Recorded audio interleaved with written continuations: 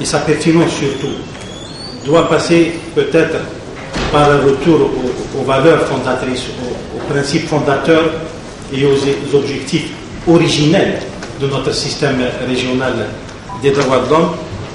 Et depuis 1981, depuis l'adoption de la Charte africaine des droits de l'homme et des peuples, en ce moment-là, l'Afrique s'est distinguée par l'adoption d'un instrument qui englobe l'ensemble des droits de l'homme et qui avait l'ambition de répondre dans la proximité la plus poussée aux réalités des peuples africains du continent et surtout de répondre à ses attentes et à ses préoccupations.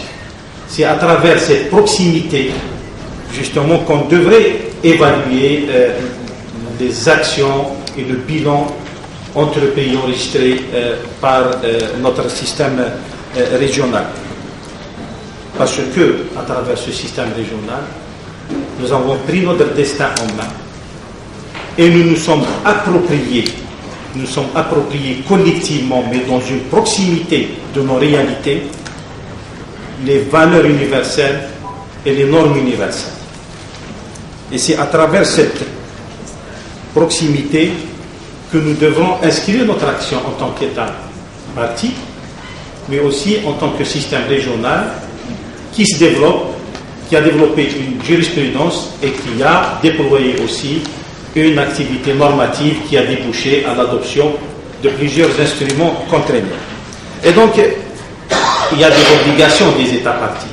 Il y a deux catégories. Il y a l'obligation juridique contraignante, il y a l'obligation morale. Et à travers ces obligations, les États partis sont appelés à répondre à vos appels urgents ou à vos communiqués. Et la délégation algérienne voudrait attirer l'attention sur la sensibilité de ces communiqués aussi. L'Algérie a toujours répondu aux communiqués, mais souvent, les communiqués, que ce soit du système régional africain ou des communiqués du système universel, sont pris dans l'urgence, pas avec beaucoup de recul, et surtout sous le coup souvent de l'émotion légitime, parce qu'il s'agit d'allégations touchant à la dignité, à la justice, à la liberté, qui sont les fondements de tout système des droits de l'homme, qu'il soit universel ou régional. Et je citerai l'exemple de mon pays. En février 2011, il a fait l'objet d'un communiqué qui ne correspondait pas du tout à la réalité sur le terrain. Et le mal était déjà fait. Donc, les communiqués doivent être rédigés avec beaucoup de recul, sans pour autant abdiquer le devoir de dénonciation qui se trouve au cœur de votre mandat et de vos responsabilités. Deuxième réponse, c'est les recommandations ou les observations conclusives des rapports nationaux. C'est un exercice très constructif dans le sens où, dans mon pays, quand nous présentons un rapport, il y a une commission qui siège et qui étudie vos recommandations, qui en fait le bilan et qui décide de la mise en œuvre de ces recommandations, que ce soit au plan des actions concrètes ou bien au plan de la mise en cohérence de notre législation ou de notre réglementation. Il y a les communications aussi. L'Algérie a toujours répondu et systématiquement aux communications. Reste aussi, et c'est le cas aussi pour le système universel, c'est la fiabilité des sources. C'est la fiabilité des sources qui est toujours en cause. Je pense qu'il faut toujours être présent sur la pertinence des allégations, les bien étudier, et cela, bien sûr, repose l'éternelle question du renforcement des capacités du secrétariat de la Commission. Et c'est un obstacle. C'est un obstacle pour une véritable prise en charge de ces communications. Et dans tout cela, il y a un déséquilibre quand même. Parce que les communications, c'est la partie la plus visible, qu'on le veuille ou non, des procédures, mais qui touchent dans l'écrasante majorité aussi aux droits civils et politiques. Alors que notre système, c'est un équilibre entre les droits économiques, sociaux et culturels et les droits civils et politiques. Et là, la délégation algérienne voudrait peut-être insister sur les passerelles. Les passerelles, et le professeur Badawi Cheikh l'a souligné tout à l'heure, les passerelles avec les autres mécanismes institués par l'Union africaine, le MAEP, le mécanisme africain d'évaluation par les pairs. Il y a 36 États qui ont adhéré, il y a des rapports extraordinaires qui font le bilan des réalisations au plan socio-économique et culturel. Et là, je pense que c'est une manière, et c'est peut-être la meilleure, pour équilibrer la démarche de notre système régional et surtout la Commission qui est le pivot institutionnel de notre système régional. Je terminerai par une annonce, peut-être par réitérer l'engagement de l'Algérie qui a été fait la dernière fois et qui a contribué à hauteur de $500 000 au budget du Haut Commissariat des Nations Unies aux droits de l'homme pour justement renforcer les capacités des pays du Sud, surtout africains, pour la bonne préparation et la bonne élaboration des rapports nationaux devant le système des Nations Unies et devant le système régional africain. Et je vous remercie. Le diagnostic, Madame la Présidente, il est simple. D'abord, la profondeur de la crise ivoirienne. C'est plus de 10 ans de crise et de violence. La deuxième point du diagnostic, c'est la gravité des violations des droits de l'homme pendant 10 ans. Gravité qui indique l'impuissance des mécanismes des droits de l'homme, tant internes qu'externes, y compris la Commission, mais surtout la surdétermination du politique sur les droits de l'homme. Et enfin, le troisième point du diagnostic, qui est peut-être plus positif, c'est la profondeur d'une culture de vivre ensemble qui existe dans ce pays. Sans ce socle de valeurs traditionnelles qui fait qu'il n'y a pas une famille monoethnique dans ce pays, peut-être que ce pays aurait basculé dans la guerre civile. Donc, quand nous parlons des droits de l'homme, il va falloir articuler les systèmes modernes des instruments des droits de l'homme avec les cultures, les pratiques et les valeurs traditionnelles que les peuples eux-mêmes ont construites dans leur humanité. Alors, sur cette base, Madame la Présidente, quelles sont les réflexions ou recommandations? Moi, je les ai formulées dans mon rapport qui est disponible donc sur le site web des Nations Unies, où l'analyse des recommandations, et je prépare actuellement mon deuxième rapport. Mais 3 ou 4 recommandations pour être bref. La première, c'est que nous sommes dans un cas, la Côte d'Ivoire, où la culture des droits de l'homme a été remplacée par une culture de violence à cause des 10 ans. Et donc il faut reconstruire cette culture de vivre ensemble et des droits de l'homme. Le deuxième point important, et là je reviens à ce que j'ai dit au début, il faut absolument articuler sur ce qui est en train de se passer, ou devrait se passer davantage en Côte d'Ivoire, la reconstruction démocratique avec la revitalisation des droits de l'homme. On ne peut pas séparer les deux. Et ça, Madame la Présidente, c'est un point de réflexion parce que nous avons beaucoup de pays africains où les structures et les institutions des droits de l'homme existent, mais où la démocratie n'existe pas. Et donc, il faut faire cette articulation. Les droits de l'homme, ce ne sont pas seulement des mécanismes. L'objectif final des droits de l'homme, c'est la démocratie. Troisième point qui est important, c'est que l'articulation, quelqu'un l'a dit tout à l'heure, la Côte d'Ivoire le montre, des droits civils et politiques avec les droits économiques, sociaux et culturels.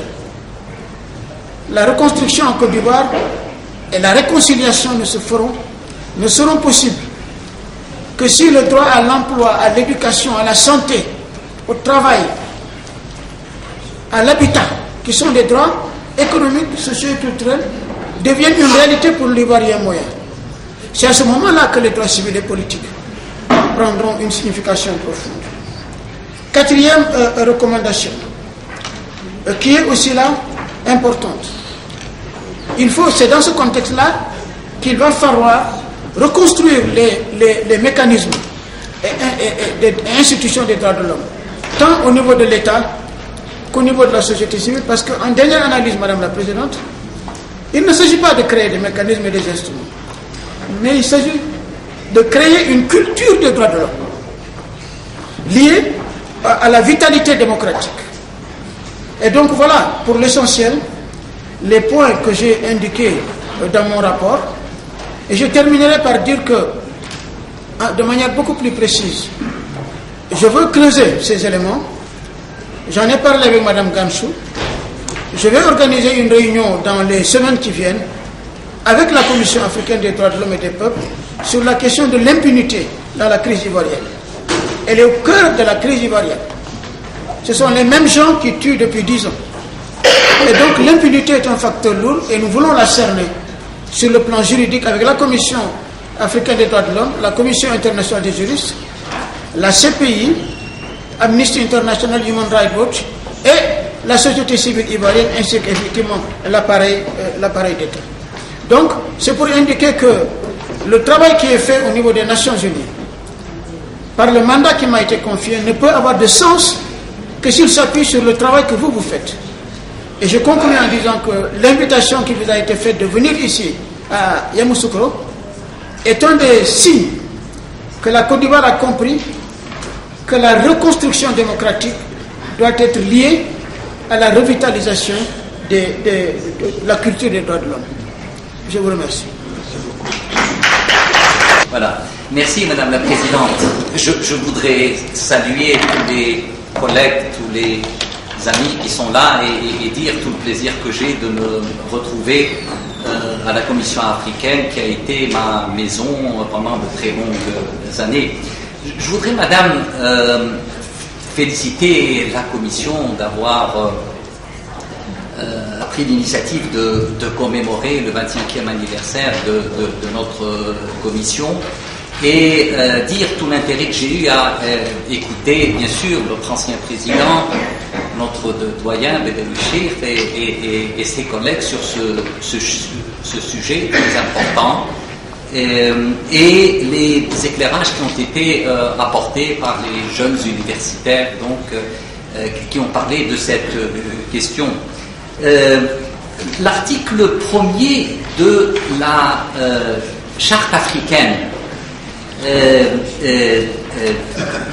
exprime de manière claire que les États membres à l'époque, l'Organisation de l'Unité africaine, maintenant l'Union africaine, partie à la présente charte, reconnaissent les droits, devoirs et libertés énoncés dans cette charte et s'engagent à adopter des mesures législatives ou autres pour les appliquer. Donc, chaque fois que, de mon point de vue, l'organe de mise en œuvre de la charte qui est la Commission adopte des recommandations, donne des orientations, prend une décision, eh bien, il se réfère automatiquement à cet article 1er par lequel tous les États africains, les 54 États africains qui ont ratifié cette charte, se sont engagés à la mettre en œuvre. Question: quelle est la nature des actes par lesquels notre commission formalise ses délibérations? Ça, c'est un très grand problème et on a toujours été confronté à cette problématique. La commission examine des rapports, qu'il s'agisse de rapport d'État, donc article 62, qu'il s'agisse de rapport de promotion, qu'il s'agisse de rapport dans le cadre de la protection. Elle élabore et adopte des rapports et elle fait des recommandations. Ces recommandations sont liées à sa nature purement consultative. La commission n'est pas un organe opératoire, opérationnel, exécutif. Elle donne des orientations, elle fait des études, des analyses, elle fait des recommandations. Le problème est un peu différent lorsqu'il s'agit des communications. Et on a 3 séries de communications différentes que fait la Commission. Les communications plaintes qu'on appelle négociations entre États, article 47, les négociations, ou plutôt les communications entre États par l'intermédiaire de la Commission, et les communications sur la base de l'article 55, dans lesquelles la Commission utilise ses pouvoirs quasi-judiciaires, c'est-à-dire qu'elle fonctionne comme un organe pratiquement judiciaire. Et là, notre Commission étudie la recevabilité, étudie le fond, elle peut appeler des témoins, elle peut appeler des experts, elle peut prendre des mesures conservatoires, elle a une jurisprudence, mais elle n'a aucun pouvoir contraignant. C'est clair que le mot décision existe dans le règlement intérieur, il n'existe pas dans la charte. C'est nous qui nous sommes donné le droit de faire des décisions. Dans notre règlement intérieur, dans la charte, on ne parle pas de décision. Pour ça, je dis, c'est par l'autorité morale de sa jurisprudence que notre commission peut réellement demander aux États la mise en œuvre de ces décisions. Je crois que l'un des éléments sur lesquels il faut insister maintenant, on l'a dit, professeur Badawi l'a dit, c'est prendre à témoin les opinions publiques, médiatiser. Les États n'aiment pas beaucoup qu'on parle d'eux de manière négative et surtout prendre des mesures de pression par l'intermédiaire des ONG pour montrer à quel point, disons, l'État ne met pas en œuvre une mesure ou une décision qui a été prise conformément à une charte qu'il a ratifiée. Merci, Madame la Présidente.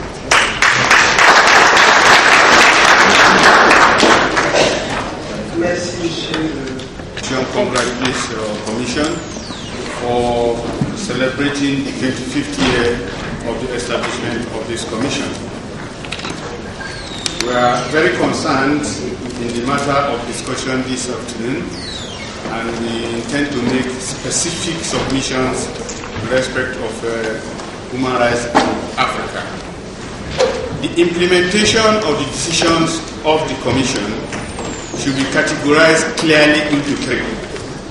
The first one are decisions in respect of communications. The second one are decisions of the Commission in respect of recommendations following the examination of state reports in accordance with Article 63. The third category will be the decisions of the Commission in terms of communique, press releases, and advisories to member states. It is in this wise that we bring to our attention the fact that the Commission, as we know, is headquartered in the Gambia, and we are very concerned about human rights violations in that country. Not just the question of violation, but the litany of disobedience of the directives of the African Commission. First and foremost, we recall with disappointment the statement credited to the president of the host country in 2010, threatening human rights activists. And in the response, and to the courage of this commission, you courageously requested for an assurance of the safety of not just human rights defenders, but of the assets of the commission itself. And we are also very encouraged by the statement issued by the African Commission on August 28 this year, in which the Commission condemned the gruesome and inhuman killing of death row victims in the Gambia. This, in our view, constitutes a threat to the vitality of the headquarters agreement under which the Commission operates from the Gambia. We also note with respect to the headquarters agreement. On the basis of the foregoing, therefore, can we respectively ask whether, one, the Commission will not consider taking measures to immediately abrogate or repudiate the headquarters agreement with the Gambia, since the host country has consistently breached its obligations under the protocol and the African Charter.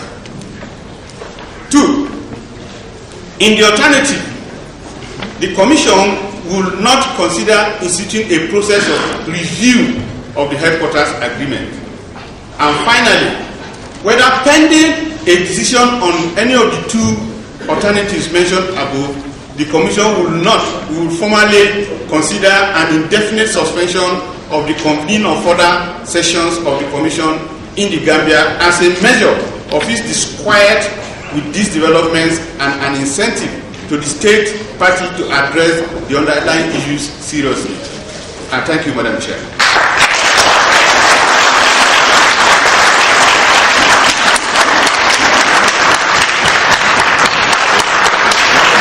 On this occasion, and also join in welcoming particularly the former chairpersons of the Commission. In addition to all those that have spoken, I notice Madam Julienne Onzea somewhere in the room, and I hope we'll get the opportunity to acknowledge the tremendous work that she's also done in bringing the Commission to this landmark. I just wish to make very quickly 3 points and 3 suggestions. Firstly, there is an issue, a point with one of the presentations that was made about the effect of the decisions of the Commission. And I wish to suggest that decisions of the Commission are binding on states parties and are not just recommendations. And the reason is this, that position that decisions are not binding may well have been arguably right before the Constitutive Act of the African Union. However, Article 59 of the African Charter requires that decisions are made public after they have been adopted by the Assembly of Heads of State and Government. And Article 30 of the Constitutive Act of the African Union obliges states to respect and comply with decisions of the African Union. And if they fail to do so, they render themselves liable to sanctions by the African Union. And because decisions of the African Commission are in fact therefore adopted by the Assembly of Heads of State and Government, they become decisions of the Assembly of Heads of State and Government once they are adopted by the Assembly. As a result, they are enforceable in accordance with the obligations under Article 30 of the Constitutive Act. To that extent, I would like to suggest that it is no longer tenable to argue that decisions of the African Commission are not binding on states parties. That's number one.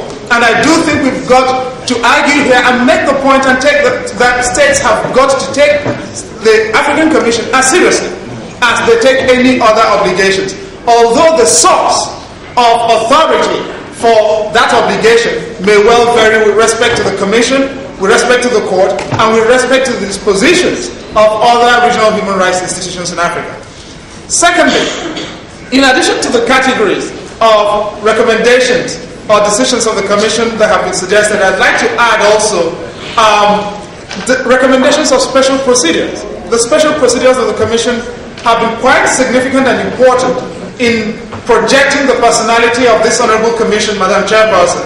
And I do think, I hope that some time may be devoted to also making the point that states parties do have some obligations to advert to those recommendations. Finally, Madam Chairperson, the issue with respect to my suggestions, I think in this dialogue over compliance that there should be some provision for some discussion about time. How much time is in play when you speak about compliance? And this is important because compliance in international law does take time in some cases, and it cannot be done overnight in most cases. I speak as a citizen of a country that's been involved in the past 10 years in seeking to comply with a decision of the International Court of Justice in a case involving Nigeria and Cameroon, in which Equatorial Guinea and other countries intervened. And compliance is not going to end formally until next year. That will be 11 years after the decision was taken. And I do think here we need to provide a framework that is structured, that provides some support to many states, because there are also, let's be clear, issues of state capacity and in seeking compliance. And I do not think we can proceed on the basis that states are simply unable or unwilling. Some states do really have capacity issues, and I do think that there are positive steps that can be taken to support them. And therefore, in closing, I'd like to put on the table some suggestions. Number one, it seems to me that it is important for the Commission at some stage to adopt some mechanisms to define what compliance means. What are the benchmarks for understanding compliance and bringing it into effect? Two, what is the time frame for ensuring that compliance can happen? Number three, are there technical assistance measures and support measures that can be put at the disposal of states who are willing to engage the Commission in complying? And finally, as an advocate who has done quite a few cases before this Commission, I do know that one measure of compliance is the participation of the states in the proceedings. If a state deploys counsel in proceedings, it is evidence of its respect for the Commission. And I do hope that there will also be an attention to that. I thank you. I'm finished. Thank you very much. Any human rights activist has been threatened, or the body itself has been threatened in any way. However, on the question of compliance, I tend to agree with the speaker from Ivory Coast that human rights should also be taken in consonance with the national, cultural, and other issues of any state. When one talks about the right of an individual, we must also take into account the right of the victim. That is rather very, very important. Now, this commission, or any other commission for that matter, has never engaged the government of the Gambia on the issues at hand. Not that I know of as the Attorney General and Minister of Justice. Now, I know we've had to deal with these issues with several ambassadors, the EU, and so on. And we've also had to deal with the same issues with the United Nations, about a couple of weeks ago. Now, the speaker having made such serious allegations against the Gambia, I think it's rather unfair. And what ought to have been done, or what you ought to have asked, is whether the Gambia has in any instance been engaged on issues that he has raised. Madam Chairperson, the question of compliance or respect for the Commission's recommendations, maybe you ought to have come up with such particular issues which have been raised and the Gambia has not complied with them. Or whatever disrespects to the Commission's recommendations, he ought to have highlighted those things. We must also remember that we are dealing with a state such as the Gambia. And the Gambia also has its laws, as I have indicated earlier. Now, those laws must be respected in any event. And I will conclude by saying that when we talk about your right, we must remember that your right ends where handles begins. Thank you, Madam Chairman. And calls for an end to dictatorship could land you in jail for life. I am living testimony to the gross violations of human rights in the Gambia. I served as a cabinet minister in the Gambia. I was information minister from 2004 to 2005. And of course, I also served as a political science professor. So when I say the government is a dictatorship and printed it on a t-shirt, it was not mere talk.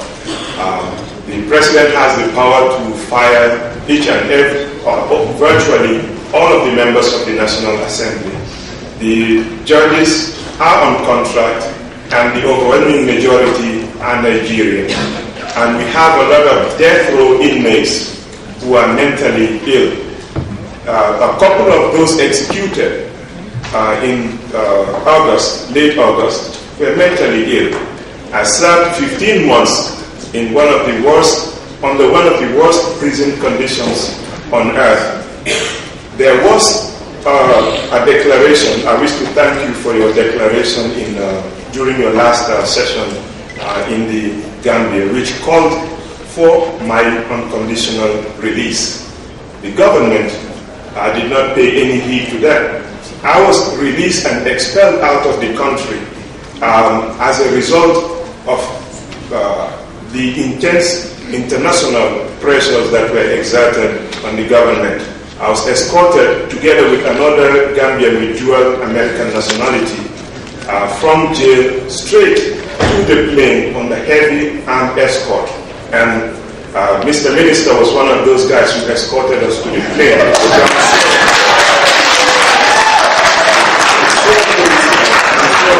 I know he was rightly surprised. Yes, I know he was right. Go on. Le débat dans le respect réciproque et vraiment une effective à l'obligation. I apologize for that. I got a little bit carried away. I apologize. And so I was released about 3 weeks ago from prison from serving a lifetime. And the conditions there are very horrible. And I would urge commissioners to do whatever you have within your powers to ensure that you have access to the prisons. And the mortality rate is so high, it's unbelievable.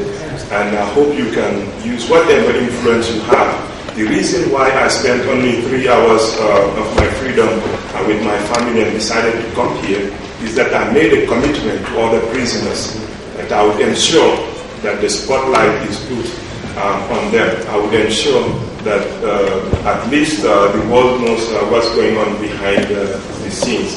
And again, I call on you, on others who have any influence or can exert any pressure on the government